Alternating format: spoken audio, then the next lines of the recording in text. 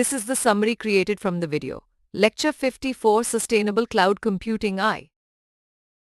The video begins by presenting simulation results that illustrate the behavior of bus voltages, currents from photovoltaic systems, batteries, ultracapacitors, and grid voltage current under different modes and time intervals of a DC microgrid,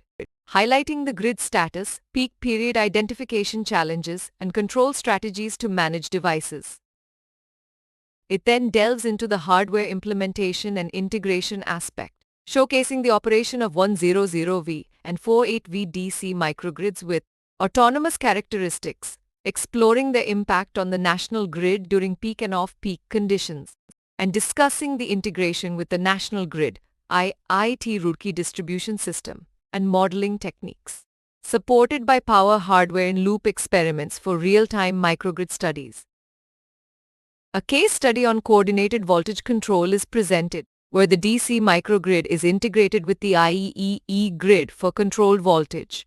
employing a closed-loop power hardware in the loop PHIL experimentation setup, comparing power characteristics with and without voltage control methods, and demonstrating improved coordinated voltage control using the DC microgrid. The conclusion and key takeaways section summarizes the key points on hardware implementation and case studies,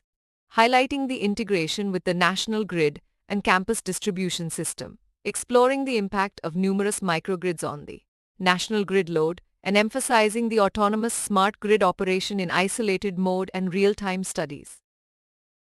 Finally, the video reiterates the key takeaways, including the simulation results showcasing microgrid modes and device behavior, the hardware implementation of 100V and 48V autonomous microgrids, the potential impact of microgrids on national grid peak and off-peak conditions, the case study validating coordinated voltage control using microgrids, the autonomous operation and real-time study capabilities of microgrids, and their integration with national grid and campus distribution systems.